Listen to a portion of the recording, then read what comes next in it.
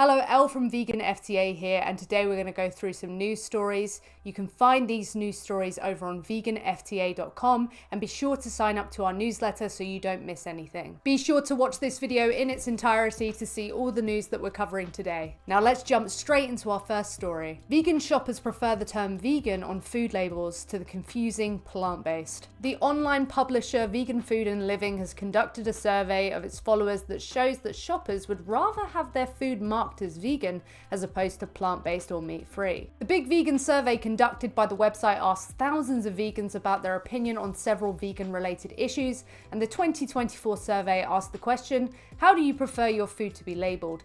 A resounding 74% of participants said that they preferred the term vegan to plant-based. I must admit, I purchased something not long ago and it said plant-based and I was really confused. I was like, is this actually going to be vegan though? Because as this article goes on to say, the term plant-based is often ambiguous and problematic.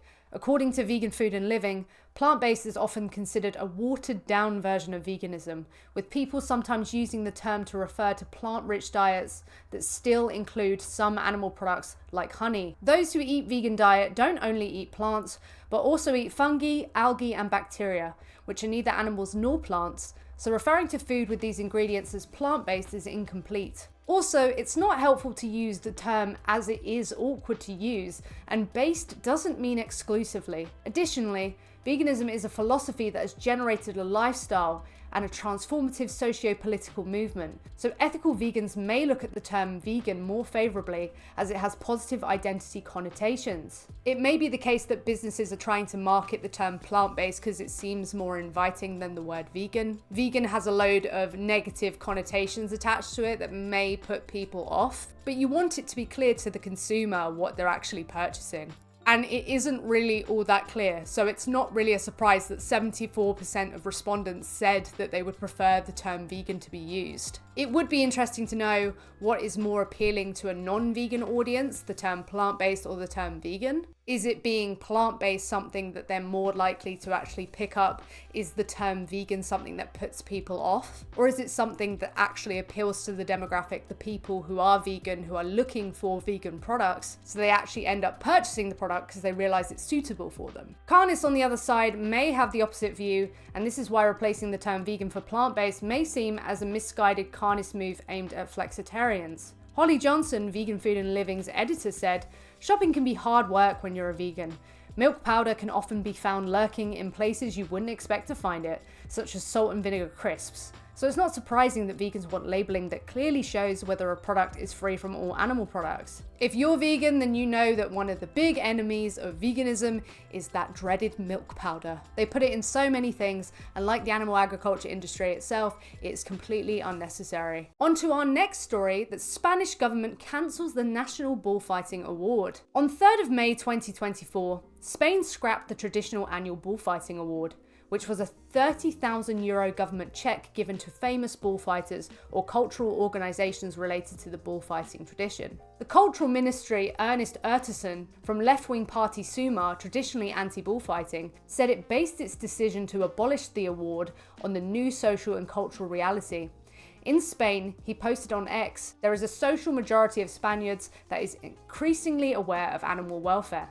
With the suppression of the National Bullfighting Award, we take an important step to adapt our institutions to the Spain of 2024. In an interview on RAC1 collected by Survey Media, the Minister of Culture reiterated that his decision to stop the National Bullfighting Award comes from the fact that there is a majority of society that does not tolerate animal abuse, much less that is awarded public money. He also said that only 1.9% of the Spanish population attends bullfights, and while support for bullfighting is minimal, support for animal protection causes is increasing." If you're vegan, you probably know just how horrific bullfighting is. For me personally, it's something that planted a seed towards me going vegan in the first place. Just knowing that we could do such atrocious things to animals really set me off into this journey of realizing, okay, I need to be vegan for the animals, because the things that we forcibly include animals in aren't in their best interests. And bullfighting is certainly one of those things where the best interest of the animal is not considered at all.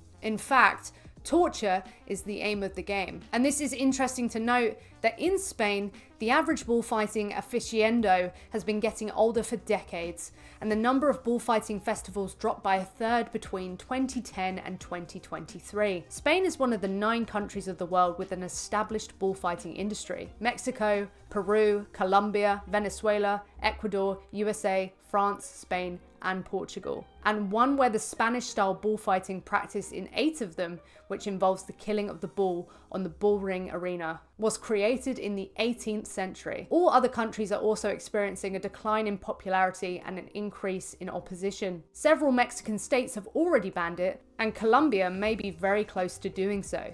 In Spain itself, Catalonia banned bullfighting in 2010, and although the Spanish Constitutional Court repealed the ban years later, bullfighting has not returned. I know it is for me, but it probably is for other people, a boost in morale to see that there is a declining popularity in these sorts of activities that exploit animals. With something like bullfighting, if that's signed off on, if people think that's acceptable, it feels like it's such a long way to go in order to get people to stop eating animals. So to see a decrease in the popularity and an increase in opposition means that we are probably heading in the right direction. And finally, whistleblower exposes ostriches abused on American humane farm. Important to note there that humane is in quotations. The animal rights organization PETA has made public information provided to them by a whistleblower from the American ostrich farms in Kuna, Idaho, supposedly a humane farm for ostrich flesh, alleging horrific animal abuse. PETA says the whistleblower reported that workers on the farm violently hit and kicked ostriches frequently.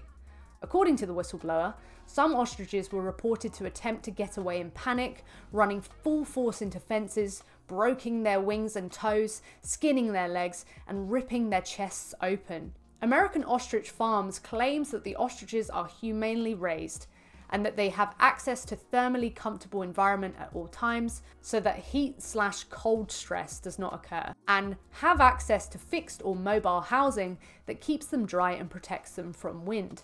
However, the whistleblower reported that the farm confined birds to wet, muddy enclosures without adequate shelter from the rain, snow, and wind. Ostriches are wild animals, not domestic animals, native to tropical hot and dry African savannas. However, together with other ratites such as rheas and emus, they are unfortunately farmed for their flesh, feathers, or fat. In such farms, they suffer a lot in captivity as they cannot behave naturally.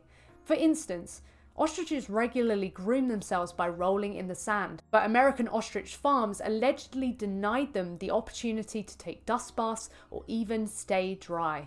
According to the whistleblower, in the winter, the birds were forced to sit on freezing mud and their feet became frostbitten, and many birds reportedly died while frozen to the ground. Workers allegedly neglected injured and underweight ostriches, often causing them to endure prolonged, painful deaths, and poured food for at least half of the birds into mud or broken, leaky feeders, resulting in wet feed they wouldn't eat. In late 2023, many underweight birds reportedly froze to death as the weather got colder. We see this with other types of birds being in conditions where they end up dying before they're even killed on slaughter day, just because of the conditions that they are in. Now, it's wrong to just exploit and kill animals in the first place, but when we take into account how neglected these animals are, it just makes it feel all the more worse, and all the more like we're disconnected from the individuality of these animals. They all have needs, interests, and desires, and they're not being met by the animal agriculture industry. Whether they're an ostrich, a duck, or a chicken, these birds' best interests are not being considered. Seeing animals as commodities in the first place means that they fall victim to being completely neglected. If they're commodities, then they mean as little as a table does to someone in terms of value. And we see evidence of this repeatedly. Please head over to veganfta.com and check out these articles for yourself where you can read them and possibly share them out. If there was a story that touched you, then please leave a comment down below. Let us know what you think. Thank you so much for watching, and don't forget to go vegan for the animals, because they are who it means everything to.